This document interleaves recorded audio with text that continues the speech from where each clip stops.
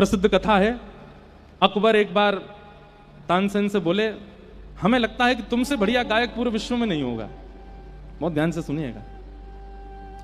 तो तानसेन ने एक सरोवर था पास में, उसमें उंगली बोर करके बाहर निकाली तो एक बिंदु गिरी।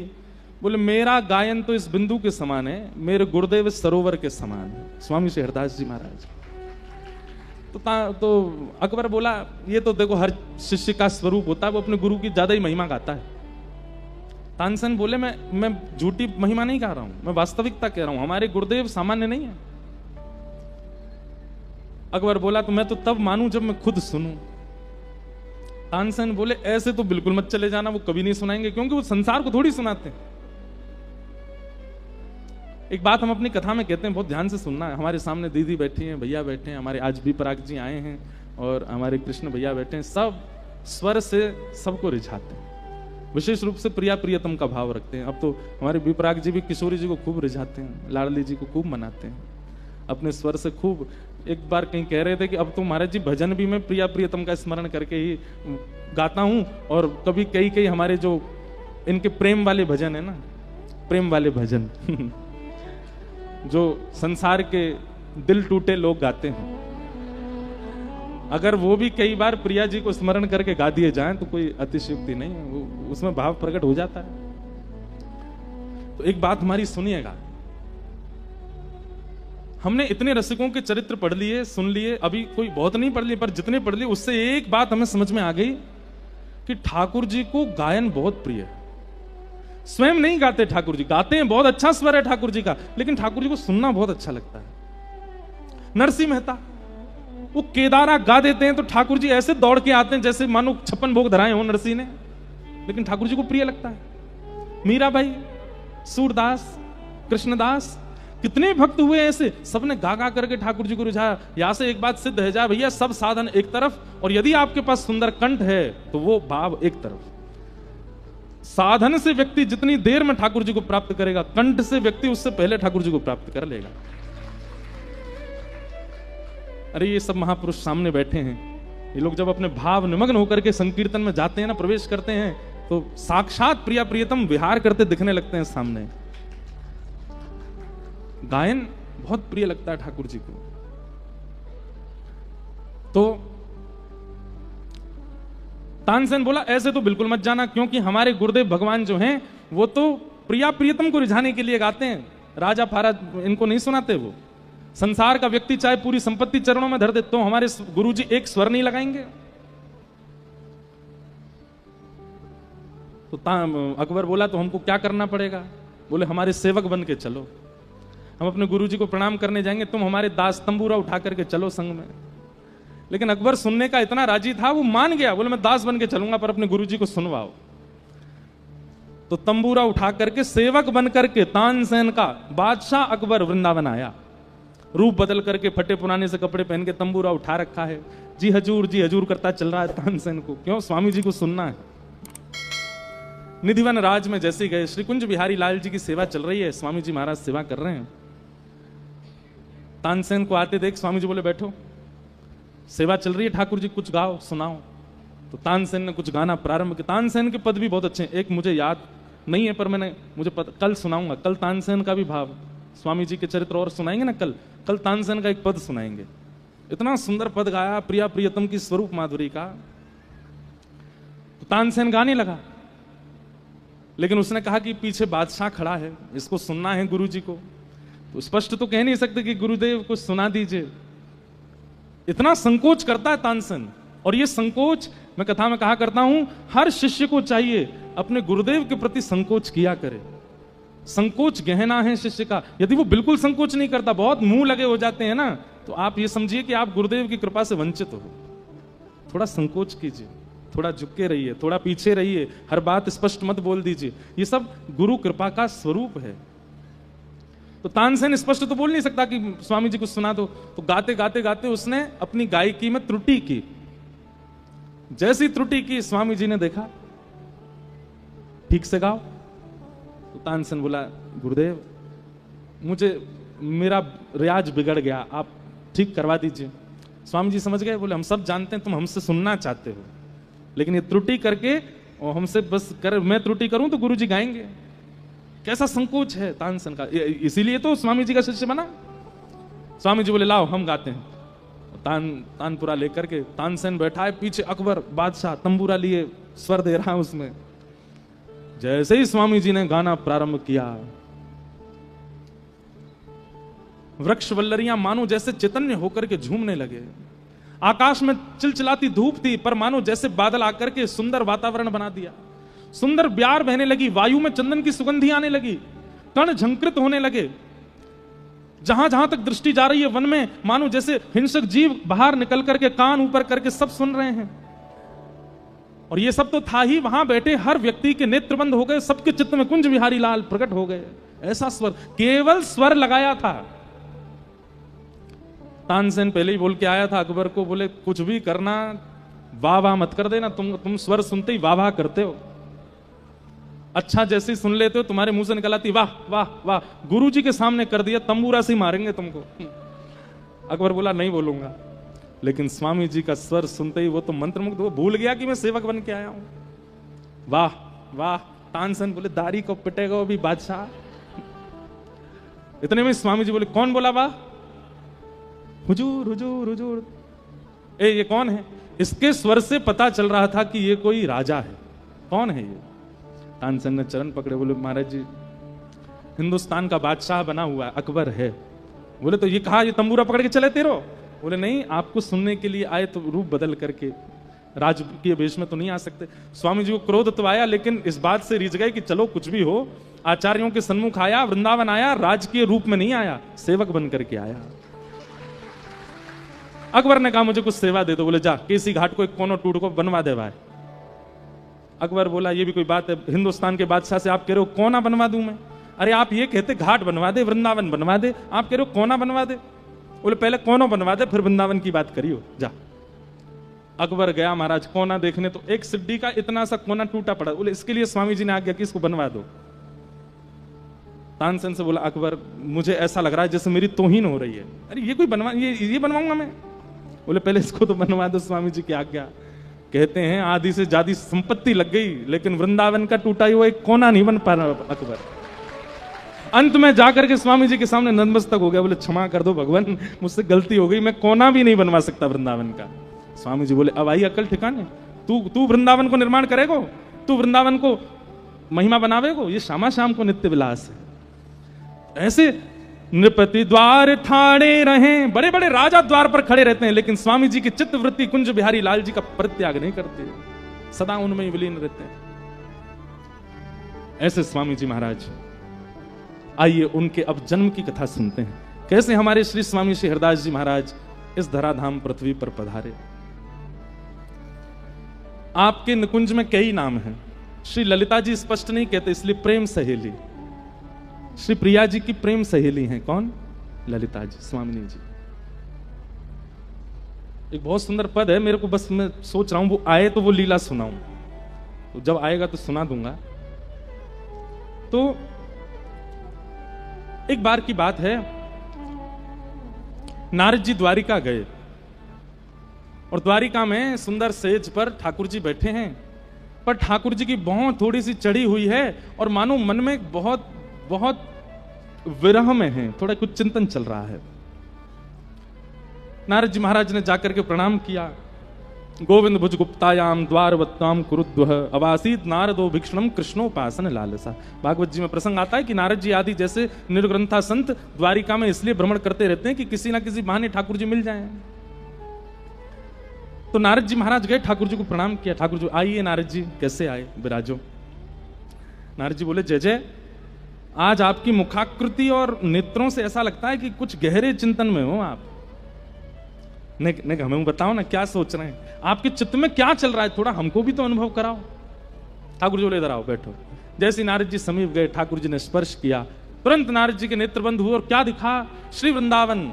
और वृंदावन में भी सुंदर यमुना जी बह रही हैं और यमुना जी के तट पर श्री ललिता जी पूर्ण श्रृंगार करके बैठी हैं और श्री ललिता जी की गोद में प्रिया प्रियतम बैठे हैं और श्री ललिता जी कभी कुछ हाथ से पवा रही हैं किशोरी जी को, फिर थोड़ा सा किशोरी जी जब अपना भोग लगा दें तो वही पवा रही हैं ठाकुर जी को। इस भाव का चिंतन कर रहे हैं श्री द्वारिकाधीश द्वारिका में बैठ करके। और ये दर्शन उन्होंने कराया किनको? नारद जी को। बहुत ध्यान से सुनिएगा। ठाकुर जी रहते द्वारिका में, पर प्राण हमारा वहां बसत है, प्राण हमारा यहाँ तो खाली खो, यहाँ तो खाली खो। मात पिता परिवार सोई है, मात पिता परिवार सोई है। कहिए तिनका तोड़ वाला, कहिए तिनका तोड़। अरे हाँ मैं बैरागन होऊंगी, मैं बैरागन होऊंगी। ओ बाला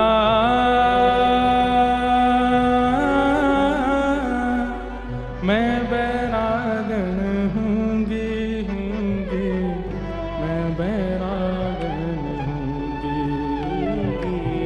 मैं बैरागन होऊंगी। नारद जी के नेत्र सजल हो गए। जय जय। आप द्वारिका में बैठे हैं और वृंदावन का चिंतन कर, और वृंदावन में वृंदावन का चिंतन कर रहे हैं, यमुना जी का चिंतन कर रहे हैं। ये तो पर ये कौन है? इतना सुंदर श्रृंगार करके जो बैठी थी और जिनकी गोद में आप और प्रिया जी दोनों बैठे थे, ये कौन है? ठाकुर जी कहते हैं ये प्रेम सहेली श्री ललिता जी।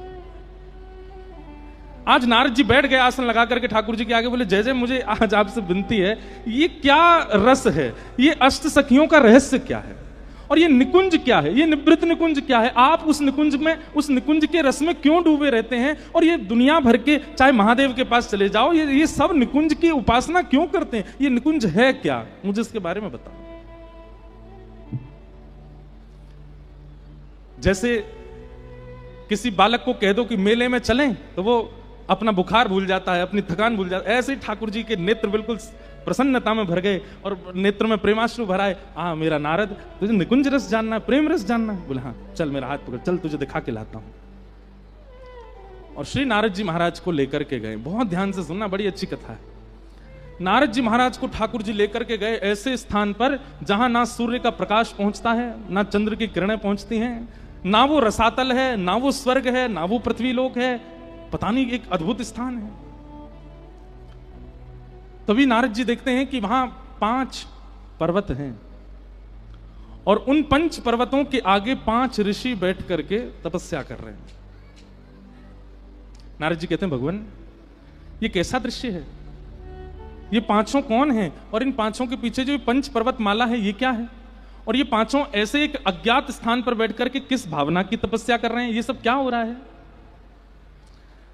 ठाकुर जी बोले, नारद, ये 5 ऋषि हैं, ये 1000 वर्ष तक तपस्या करते हैं, और 1000 वर्ष की तपस्या के बाद जब मैं प्रकट होता हूं तो ये मुझसे एक वरदान मांगते हैं, और उस वरदान को देने में मैं असमर्थ होता हूं, तो ये अपने प्राण त्याग देते हैं। तो इनकी अस्थियां ही करते करते पहाड़ बन गई हैं, और फिर ये पुनर्जन्म लेते हैं। जब मैं इनकी आज्ञा पूरी करने में, इनकी इच्छा पूरी करने में असमर्थ होता हूं, तो फिर अंत में कहते हैं, हे नाथ, हमको दूसरा वरदान दे दो। बोले क्या? आप पहला वरदान तो पूरा कर नहीं पा रहे, तो दूसरा वरदान ये दे दो, हम पुनर्जन्म लें और फिर से तपस्या करके आपसे फिर से वरदान मांगे। नारद जी बोले, ऐसा कौन सा वरदान मांगते हैं जो आप नहीं दे सकते? बोले, जो तुमने अभी द्वारिका में मुझसे कहा था कि आपके निकुंज में हमको प्रवेश करा दो, अपने प्रेम रस का दर्शन करा दो, ये निकुंज, निवृत्त निकुंज की लीला का आस्वादन करा दो। नारद, जो तुम मुझसे द्वारिका में पूछ रहे थे ना, ये वही वरदान मांगते हैं मुझसे, लेकिन मैं देने में असमर्थ हूं। मैं निकुंज रस मैं नहीं प्रदान कर पाऊंगा, और इसलिए ये लोग उसके अलावा कुछ नहीं चाहते, तो दूसरा वरदान मांगते हैं कि फिर से जन्म हो और फिर से हम तपस्या करके फिर से आपसे यही वरदान। इसलिए ना जाने कितने जन्मों से ये लोग तपस्या कर रहे हैं कि इनका शरीर पहाड़ बन गया है, इनकी अस्थियां पहाड़ बन गई हैं, और तुम कह रहे हो कि मैं तुमको एक बार में निकुंज दे दूं। नारद जी के तो हाथ खड़े हो गए, जय जय, मोकू पहाड़ नहीं बनना। ऐसा निकुंज रस है कि उसके लिए इतना तप करने बाद भी निकुंज में नहीं। बोले क्योंकि भैया, तप सामान्य भाव के लिए किया जा सकता है, सामान्य वस्तु के लिए। निकुंज तो मेरा हृदय है। अब तुम कहो कि तप करके हम आपका हृदय मांग रहे हैं, वो कैसे दे दूं मैं?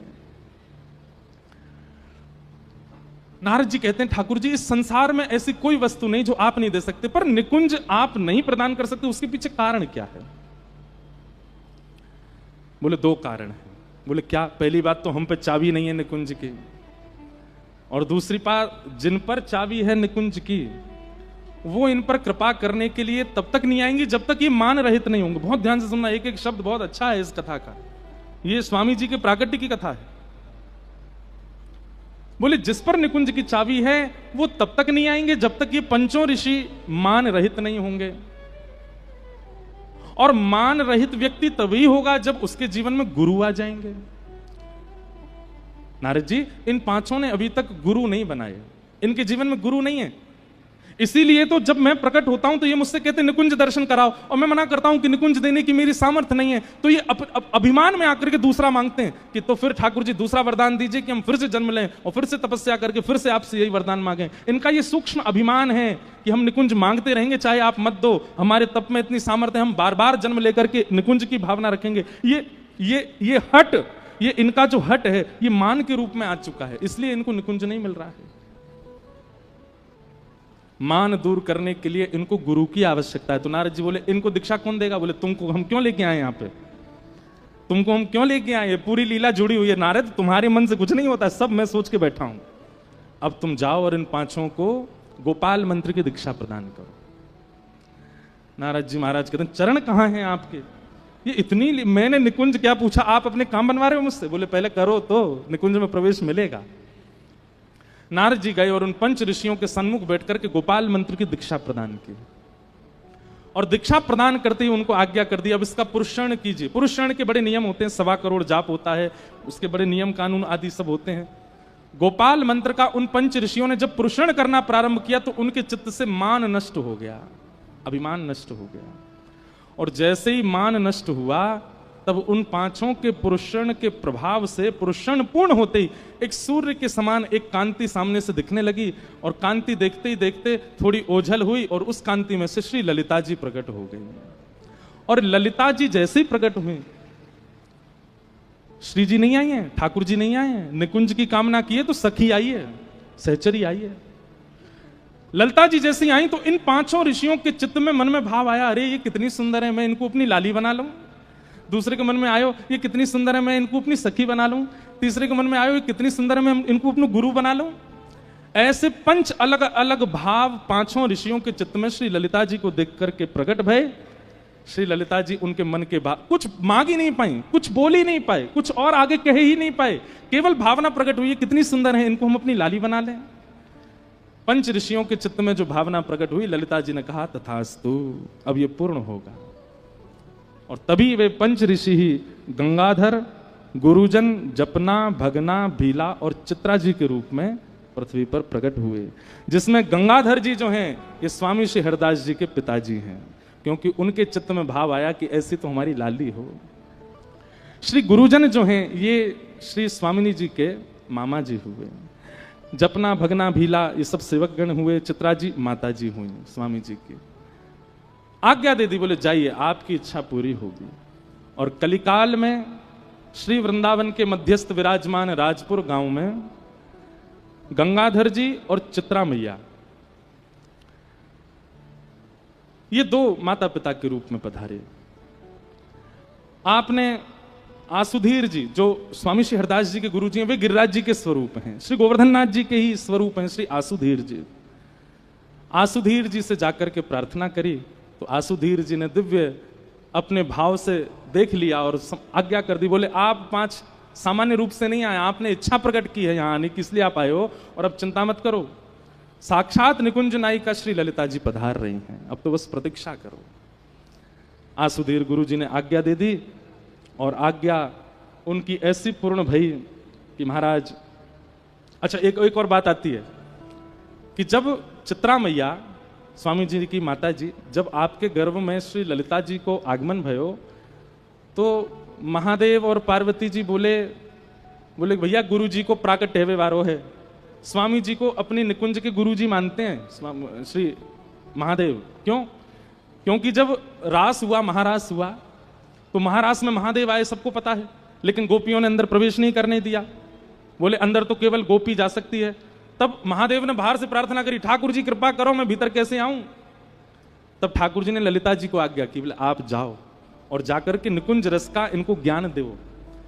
तब ललिता जी बाहर आई और महादेव जी को यमुना जी के तट पर बैठा करके निकुंज रस की रीति बताई। तब से महादेव श्री ललिता जी को अपना गुरु मानते हैं कि हमारी रास में प्रवेश करावे वाली श्री ललिता जी हैं। तो इसलिए आज भी ललिता जी जब स्वामिनी जी के रूप में आ रहे हैं तो स्वयं महादेव और श्री पार्वती जी ये अचानक ही पहुंच गए गंगाधर जी के यहां और कहने लगे, बोले हमें सेवा को अवसर दो, हम सेवा करें मैया की। एक प्रकार से कहें तो अब लोग बाग तो इसमें कुछ भी बात बनाए, पर जैसे जो गरबा भाव के समय माँ की जो सेवा में रहती हैं माताएं, वह सेवा स्वीकार करिए और स्वीकार करके खूब सेवा करिए, खूब सेवा करके अब बस सब प्रतीक्षा कर रहे हैं। जिस दिन से स्वामी जी गर्भ में आए हैं उस दिन से सब कुछ बदल गया। वृंदावन अलग दिखने लगा। वृंदावन की कुंज लताएं साक्षात वृक्ष और पौधे नहीं दिख रहे, उनके प्रति भी एक अलग भावना प्रकट हो गई है। शुक्ल पक्ष, अष्टमी, मध्याह्न का समय, सुंदर राधाष्टमी का दिन है।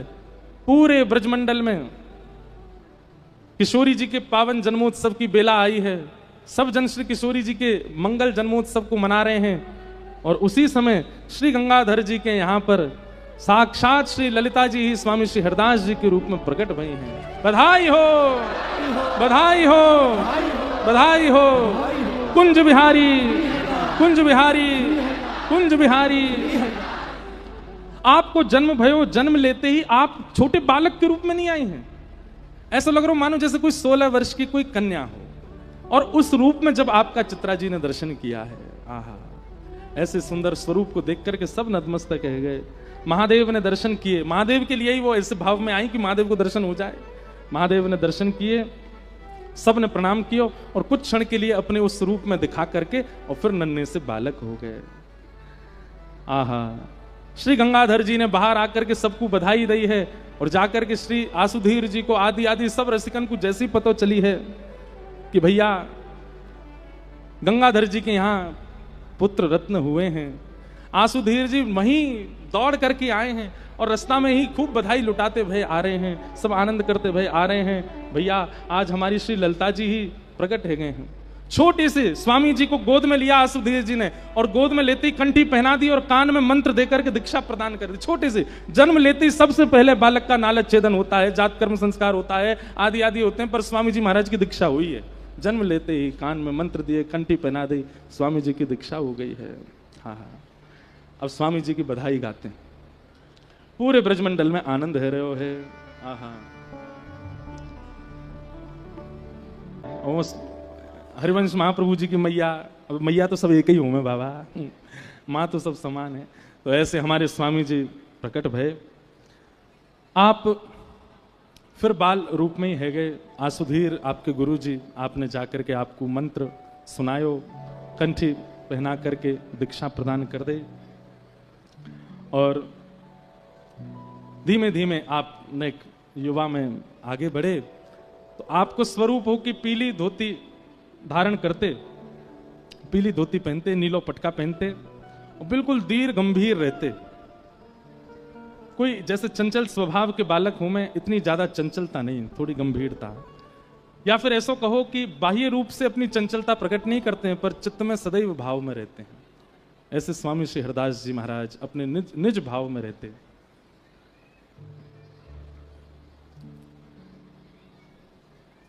आपकी सौंदर्य इतना अद्भुत था कि जब स्वामी जी महाराज निकलते थे तो घर गांव के लोग सब अपने अपने द्वार पर खड़े होकर के स्वामी जी का रूप देखते थे। ऐसे सुंदर, ऐसा आपका रूप स्वरूप था कि सब लोग बड़े आनंद में भर जाते थे। चरित्र जी में वर्णन है कि स्वामी जी की परछाई दिखाई नहीं देती थी, आपकी परछाई नहीं थी। चाहे कभी भी धूप में खड़े हो तो सदैव मानो स्वामी जी ही दिखते, परछाई का अनुभव नहीं होता था। श्री विठल विपुल देव जी हमेशा संग में रहते थे और ये आपसे आयु में तो बड़े थे पर आपको ही श्रेष्ठ मानते थे, सदा आपके चरण सन्निधि में ही रहते थे। 13 वर्ष की अवस्था जब हुई स्वामी जी के, तो ये पांचों जो, जिसमें स्वामी जी की माता जी, पिताजी, जपना, भगना आदि ये सब जो नाम हैं, पंच जो ऋषि आए थे, ये सब भले ही लीला रूप में तो वो निभा रहे हैं कि हम इनके पिता हैं, हम इनकी माँ हैं, परंतु अंतरंग रूप से ये पांचों कब से पिपासु हैं कि हमको निकुंज का आस्वादन हो, निकुंज में प्रवेश मिले। उस कथा को भूलिएगा नहीं जो पंच ऋषि वाली है, वो उसी से ही इस बात की पूर्ति होगी। तो ये तो कब से प्रतीक्षा कर रहे हैं कि हमको निकुंज में प्रवेश मिले। अब धीमे धीमे जब स्वामी जी महाराज 13 वर्ष के हो गए तो इनकी इच्छा कभी कभी उनको बालक स्वामी जी के रूप को देख करके होती है कि अब निकुंज कब, इतने वर्षों की प्रतीक्षा अब कब पूर्ण होगी। तब एक दिन आप पांचों को संग लेकर के और छठवें श्री विठल विपुल देव जी को संग लेकर के मानसरोवर गए। बंधु, हमारे वृंदावन में यमुनापल्ली पार जो मानसरोवर स्थान है ना, ये हमारे रसिकों का बड़ा पूजनीय स्थान रहा है। हमारी रसिक त्रयी तो वहीं विराजमान होकर के श्री प्रियालाल जी के निकुंज भाव का दर्शन किए हैं। श्री हरिराम व्यास जी के पुत्र को भी वहीं निकुंज के दर्शन हुए। स्वामी जी महाराज भी वहीं विराजमान रहते थे। हितरवंश महाप्रभु भी वहीं से निकुंज में प्रवेश किए। वृंदावन में पंच प्रणाम हमने बताए हैं पहले भी, जिसमें रज को प्रणाम, वृक्षों को प्रणाम, ब्रजवासियों को प्रणाम, यमुना जी को प्रणाम और गोपेश्वर महादेव को प्रणाम। लेकिन ऐसे जब रस में प्रविष्ट हो जाओ तो उसमें पंच रसिकों के प्रणाम अलग हैं और उनमें एक श्री मानसरोवर का प्रणाम है। जब रस पक्ष समझ में आने लग जाए तो एक बार मानसरोवर जाइएगा। और मानसरोवर में करना क्या है, केवल प्रियालाल जी का दर्शन करके और ध्यानस्थ होकर के बैठ जाओ, बस वो बैठने की भूमि है। वहां विराजमान होकर के मानसिक चिंतन करो, चिंतन को भाव रखो बस। तो मानसरोवर पर आप पांचों को लेकर के और साथ में छठवें श्री विठल विपुल देव जी को लेकर के गए और सबसे कही कि आप या सरोवर में स्नान करो। छयों ने वह सरोवर में स्नान कियो और स्नान करने के बाद में आपने युगल चूड़ामणि मंत्र प्रदान कियो छयों को और आज्ञा दी कि आप या को अब आस्वादन करो। ये मंत्र प्रदान कियो, 32 लाख मंत्र जाप करो, ये आज्ञा करी स्वामी जी महाराज ने। और आप छयों ने वह मंत्र के 32 लाख जप किए। भाव रखो। देखो बंधुओं, नाम जप आप हम जैसे करते हैं वो भाव नहीं होता है। नाम जप चल रहा है लेकिन मानसी में, बुद्धि में, चित्त में यदि चिंतन नहीं चल रहा है तो नाम जप का कोई प्रयोग नहीं है। आप जब अपने गुरु के द्वारा प्रदत्त मंत्र हो या जो भी उनके द्वारा प्रदत्त शिक्षा हो, जब तक उसका चिंतन भाव से नहीं करोगे, जब आप अपने गुरु मंत्र का जाप कर रहे हैं तो नित्य निकुंज चित्त में प्रकट होना चाहिए। महामंत्र का जाप कर रहे हैं, मान लीजिए तो हरे कृष्ण, एक बार हरे कृष्ण कहें तो बाल रूप के श्री कृष्ण दिखाई दें। हरे कृष्ण दूसरी बार जब कहें तब आपके चित्त में त्रिभंग ललित श्याम सुंदर प्रकट हों। कृष्ण कृष्ण जब कहें तो बलभद्र जी के साथ में श्री ठाकुर जी खड़े हैं, ऐसा स्वरूप प्रकट हो। हरे हरे उनकी जय हो, उनकी जय हो, उनके चरणों में आप प्रणाम कर रहे हो, उस भाव से उनका दर्शन हो। हरे राम राम राम हरे हरे, जितनी बार शब्द प्रकट हो, चित्त में कोई ना कोई झांकी प्रकट करते हुए नाम जप करेंगे, तब नाम जप का फल है। ऐसे तो कितने भी आप नाम जप कर लीजिए, कितने भी आप मंत्र जप कर लीजिए, उसके साधन की पूर्णता नहीं होगी जब तक मानसी में उसका भाव प्रकट ना हो। तो आपने 32 लाख मंत्र जाप करने की आज्ञा दी और कहा कि अब आप इस भाव को जपो। मानसरोवर में स्नान करके और आपने 32 लाख मंत्रों की जाप किए। शरद पूर्णिमा का दिन और छयों को ठाकुर जी के महारास का अनुभव हुआ। रास का अनुभव करा दिया सबको। रास में श्री बिहारी जी के और ठाकुर जी किशोरी जी के मधुर दर्शन करने के बाद स्वामी जी अब स्वयं को रोक नहीं पाए और श्री निधिवन राज में आसुधीर जी गुरुदेव के पास आकर के कहा कि अब हमें विरक्त वेश लेना, अब विरक्ति चाहिए। विरक्ति का एक अर्थ यह भी होता है कि सब कुछ अब ठाकुर जी को देना है, अब संसार के किसी संबंध प्रयोग भाव में रहना नहीं है। आपने गुरुदेव के पास आकर के विरक्ति ग्रहण की और श्री गुरुदेव ने आपको करुआ, कंठी, कौपीन और आड़बंद, ये 4 वस्तु प्रदान की, केवल 4 वस्तु। आज भी निधिवन में श्री करुआ जी के दर्शन होते हैं स्वामी जी के। तो करुआ, कौपीन, कंठी और आड़बंद, ये 4 वस्तु आपको प्रदान की और कहा कि अब बस निरंतर कुंज बिहारी, श्यामा कुंज बिहारी श्री हरदास, श्री कुंज बिहारी जी को लाड़ लड़ाते रहो, उनका दर्शन करते रहो। आसुधीर जी आपके गुरुदेव अब निकुंज में प्रवेश कर चुके हैं। स्वामी जी महाराज निधिवन राज में विराजते हैं, कुछ सेवक जन आपकी सेवा में रहते हैं और श्री विठल विपुल देव जी आपके संग ही रहते हैं, वो आपसे एक भाव के लिए भी दूर नहीं जाते। तभी एक दिन की ऐसी लीला होती है कि आप नित्य एक विशेष कुंज को प्रणाम करते थे, जाकर के नित्य वहां नतमस्तक करते, वहीं बैठ करके मानसी ध्यान करते, वहीं चिंतन करते, वहीं हंसते, वहीं खिलखिलाते, वहीं विराजमान रहते। एक दिन श्री विठल विपुल देव जी ने आपसे प्रणाम करते हुए निवेदन किया कि भगवान, ये विशेष कुंज में आप प्रणाम करते हैं, या विशेष कुंज को रहस्य क्या है? उस दिन विठल विपुल देव जी का जन्मोत्सव था और आपको आचार्य चरण ने आज्ञा की कि भीतर जाओ और भीतर जाकर के निकुंज विशेष में दर्शन करो और जो दर्शन हो वह दर्शन को करके हमें बताओ। तब आपने वह निकुंज विशेष में जैसे ही प्रवेश किया, प्रवेश करते ही आपको अनुभव भयो कि दिव्य सिंहासन पर श्री प्रियालाल जी विराजमान हैं। सहचरियां सब कोई चंवर डुरा रही हैं, कोई बीरी पवा रही हैं, कोई पंखा जल रही हैं, सुंदर महाराज की स्थिति बन रही है। आपको आचार्य चरण ने आज्ञा करी कि जब कुंज विशेष में जाओ तो फिर कछु प्रसाद लेकर के यहीं हो। आप जैसे कुंज विशेष में गए, सामने जाकर के पहले तो आपको धीर नहीं रहे हो, अपने तन की सुध भूल गए। विशेष भाव देख करके आपके मन में भाव आयो कि ये केवल एक मानसी को भाव होगा, शायद ऐसा कि प्रत्यक्ष ये लीला हो नहीं रही है। आपको लगी कि मानो जैसे गुरुदेव ने कृपा करके मानसी में कोई लीला प्रकट कर दी है, ये प्रत्यक्ष लीला नहीं है। तब आचार्य चरण ने आज्ञा करी, भैया या को मानसी मत समझाइए, प्रत्यक्ष में तू को दर्शन भय, जाके कछु प्रसाद लेकर के आ। आपने भीतर प्रवेश करके जैसे भुजा पसारी और प्रसाद की याचना करी, कछु लेकर के बाहर जावे की आज्ञा भई है आचार्य चरण की।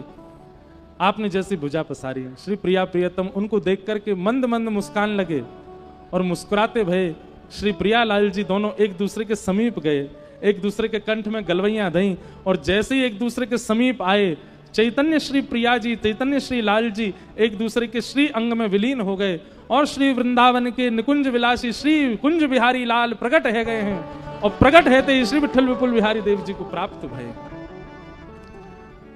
आपकी गोद में सखीन ने जाकर के ठाकुर जी पधरा दिए। आहा, बिहारी जी की वो छवि आपके भुजा में आई है। मैं तो भैया हमेशा कहूं कि श्री बिहारी जी को जो वाम अंग है वो साक्षात किशोरी जी हैं, साक्षात श्री जी हैं, और बिहारी जी को जो दाहिनो अंग है वो साक्षात ठाकुर जी हैं। ये अकेले लाल जी नहीं है, ये प्रिया सहित लाल जी हैं श्री बिहारी जी। और ये दोनों चैतन्य एक भये, दोनों मिल एक भये, कुंज बिहारी लाल प्रकट भये। और प्रकट है करके श्री विठल देव जी आपको लेकर के वहां से बाहर आए। निकुंज से जैसे ही बाहर आए, पूरे निधिवन राज में जितने सेवक जन बैठे हैं सब देख करके बधाई हो, बधाई हो, बधाई हो, जय जयकार करने लगे। श्री स्वामी जी महाराज के नेत्र सजल है गए। आपने भुजा पसार करके कही लाओ अब गोद में पधराए दो, और आपने जाकर के स्वामी जी की गोद में श्री उनके प्राण प्रियतम श्री बिहारी जी को प्रदान किया हो। बोलो वृंदावन बिहारी लाल, श्री कुंज बिहारी लाल, श्री कुंज बिहारी लाल प्रकट भये हैं। हमारे स्वामी जी महाराज सुंदर भाव गामे, वो तो हमारे चित्र बाबा गाएंगे जो बिहारी जी के प्राकट्य में हमारे निधिवन में गायो जाए, लेकिन निधिवन राज में प्यारे श्री कुंज बिहारी लाल प्रकट भये हैं। सब स्वामी श्री हरदास जी महाराज सब नृत्य कर रहे हैं, सब सखी जन नृत्य कर रहे हैं, सब सेवक जन नृत्य कर रहे हैं। श्री बिहारी जी प्रकट भये हैं। बिहारी जी को विराजमान कियो है, खूब सुंदर अभिषेक भयो बिहारी जी को। वृंदावन के ब्रजवासी ब्राह्मण आदि भी सब पहुंचे, कहते हैं रूप सनातन गोस्वामी भी पहुंचे हैं। जो जो रसिक जन वृंदावन में विराजमान थे सब आए, श्री गोपाल भट्ट जी भी आए हैं, आदि आदि जो उस काल के सब महापुरुष थे सब आए हैं, और सब बिहारी जी की रूप छटा देख करके दूर से ही वारी वारी जा रहे हैं। आहा, भुवन चतुर्दश की सुंदरता निधिवन करत बिहार। 14 भुवनों की सुंदरता आज प्रकट हुई है श्री निधिवन राज में। ब्रजवासी ब्राह्मण आके स्वस्ति वाचन गान लगे। हमारे निधिवन के सब जो वहां के सेवक जन सब बोले हमारे जय जय तो पदन ते रीझ हैं, तो महाराज सब ब्रजवासी को स्वामी जी ने फिर आज्ञा करी, बोले नहीं नहीं भैया, ये ब्रजवासी हैं, ये ठाकुर जी को लाड़ लड़ावे, ठाकुर जी इनसे जैसे चाहे वैसे लाड़ लड़वावे, इनको करन दो। और स्वस्ति वाचन करके सबने बिहारी जी को अभिषेक किया। कैसी छवि रही होगी, कैसी छटा रही होगी उस समय की जब स्वामी जी के प्यारे श्री बिहारी जी प्रकट भये। दूर दूर से सब रसिक जन आए हैं। बिहारी जी की ऐसी ख्याति भई कि महाराज जहां जहां तक स्वर गए हैं, किसी वृंदावन में बिहारी जी प्रकट भये, सब आए हैं बिहारी जी को दर्शन करने के लिए। ऐसे महलन में श्री कुंज बिहारी लाल प्रकट भये हैं। अब स्वामी जी के जो अंतरंग भाव हैं, उनसे जो महलन में लीला भई है, वो सब तो हम लोग सुन ही रहे हैं। आगे रसिक जनों पर जो जो कृपा की है स्वामी जी ने और बिहारी जी ने कैसी कैसी लीलाएं की हैं, वो सब हम सुनेंगे ही। मेरे मन को भाव है, और कोई को हो नहीं हो, मेरे मन को भाव है कि वैसे तो हम महाराज जी के दर्शन ही कर रहे हैं, सब रसिकन के दर्शन कर रहे हैं, पर आज बिहारी जी प्रकट भये हैं और स्वामी जी के हृदय के ठाकुर जी प्रकट भये हैं। तो बिहारी जी के प्राकट्य पर निधिवन के और निकुंज के जो भाव हैं, जो महाराज जी को अनुकूल लगे कि यहाँ परोसने लायक हों, हमें कहवे लायक हों, वो बिहारी जी के भाव, स्वामी जी के भाव, श्री विठल विपुल देव जी के भाव, या